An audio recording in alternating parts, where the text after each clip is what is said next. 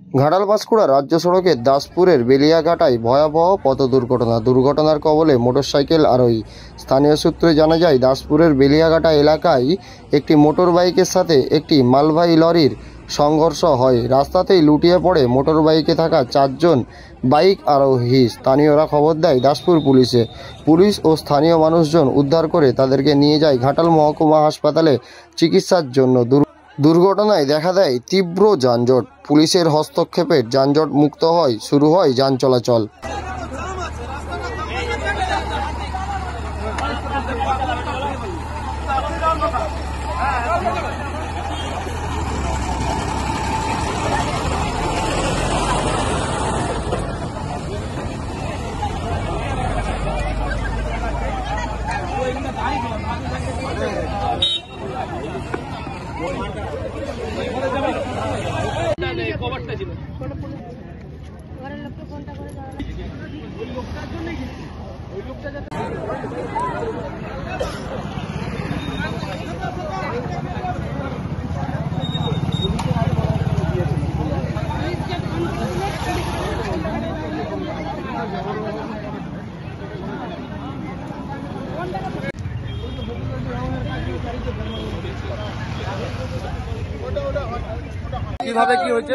কিভাবে কি হয়েছে এটা থাকেনি, যেটা শুনলেন? এসে দেখলাম যে 4 জন পড়ে আছে, জল দিলাম, তুললাম, প্রশাসন এলো, গাড়িতে তুললো, হসপিটাল নিয়ে গেল। এই কজন ছিল?